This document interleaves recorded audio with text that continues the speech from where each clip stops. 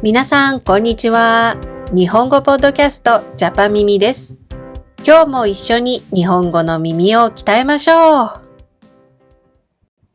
第36回は、はっきりノーと言わずに断るをテーマにお話ししていきます。ビジネスシーンに限ることではないんですが、日本語ではイエスともノーとも言わないことが多いです。日本人の会話の中には、はっきりノーと言わずに断るというシチュエーションがたくさんあります。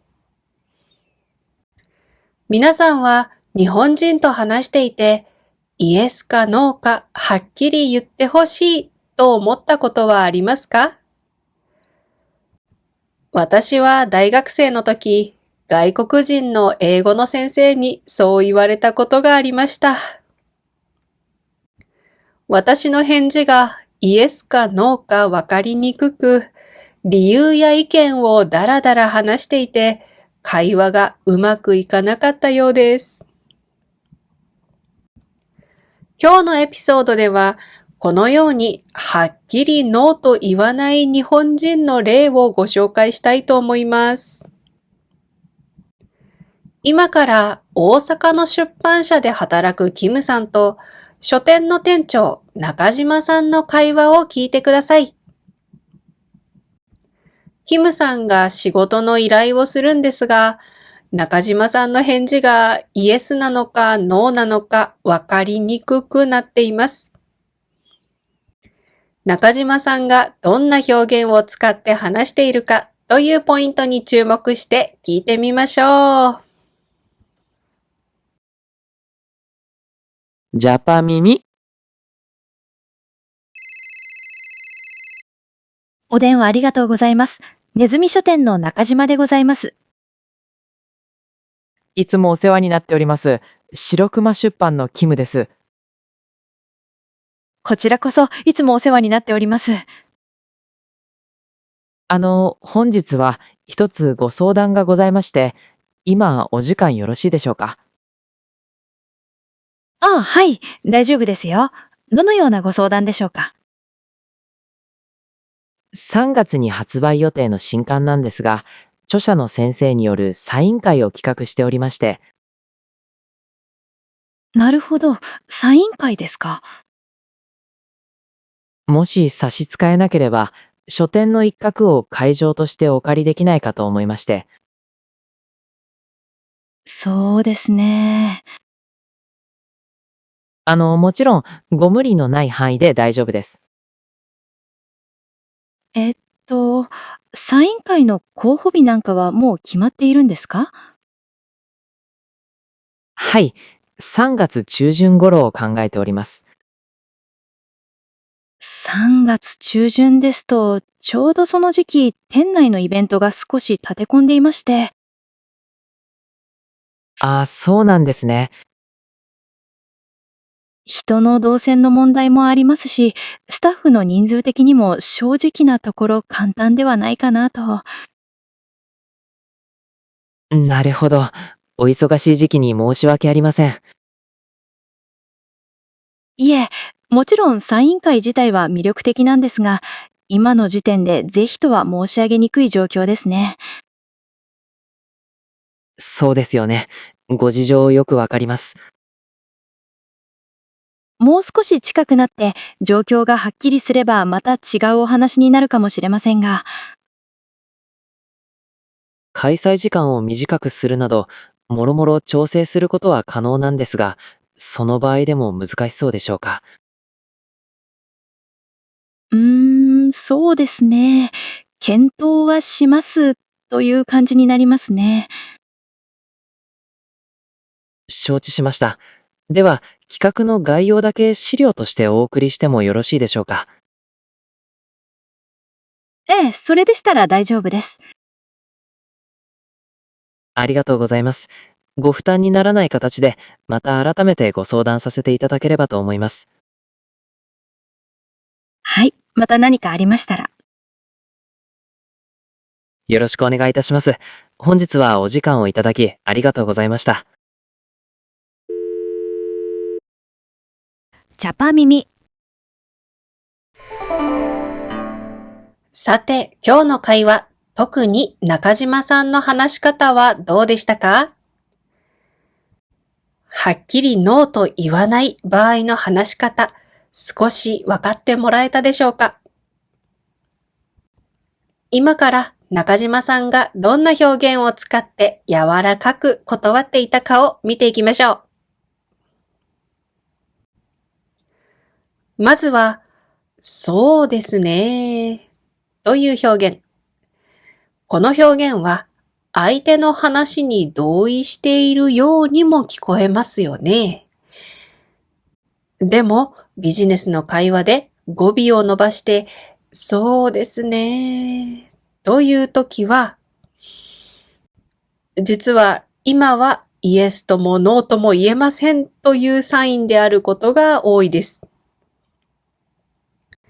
すぐに返事をしたくない、あるいは断りたい気持ちが少しあるけれど、その場では言いたくない時に使われます。それから、申し上げにくいという表現もありました。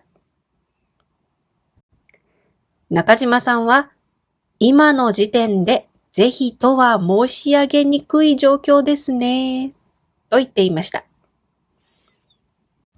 まず、申し上げにくいは、言いにくいをより丁寧にした表現です。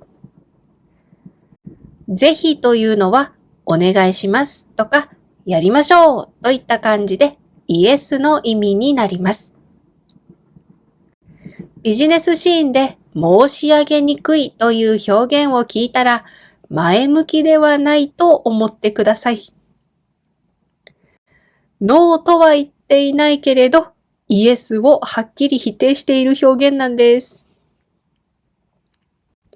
できません、無理ですという代わりに、ぜひとは申し上げにくいという形を使うことで、相手の顔を立てながら柔らかく断る方向に話を持っていくことができるんです。それから、検討はしますという表現もありました。これは日本語学習者が一番混乱する表現かもしれません。言葉だけを見ると、検討するイコール考えるイコール前向きに聞こえますよね。でもビジネスシーンで検討しますだけで終わる場合、ノーに近い表現になることもあります。本当に前向きなときは、前向きに検討します。社内で検討した上でお返事します。など、具体的な行動や期限を一緒に話すことが多いと思います。検討はしますしか言わない場合、今回は難しいかもしれませんという意味になると思った方がいいかもしれません。最後に、状況がはっきりすればという表現もありました。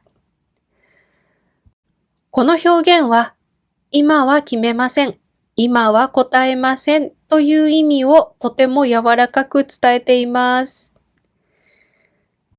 ポイントは、いつ、誰が、どうなったらが全く示されていないところ。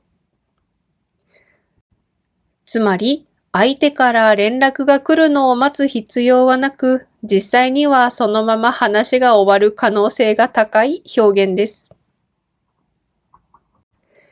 以上のような表現を使うことで、日本人ははっきりノーと言わずに断るということをよくしています。ジャパ耳。それでは今日のポッドキャストはここまでです。今日のテーマは、はっきりノーと言わずに断るでした。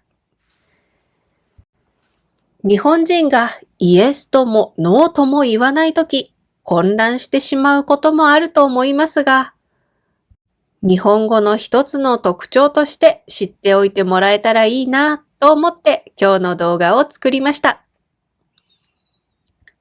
少しでも皆さんの日本語学習に役立つことを発信できていたら嬉しいと思います。それではまた来週、日本語ポッドキャストジャパ耳でお会いしましょう。ありがとうございました。今日覚えたいフレーズ。今の時点でぜひとは申し上げにくい状況ですね。今の時点でぜひとは申し上げにくい状況ですね。検討はしますという感じになりますね。検討はしますという感じになりますね。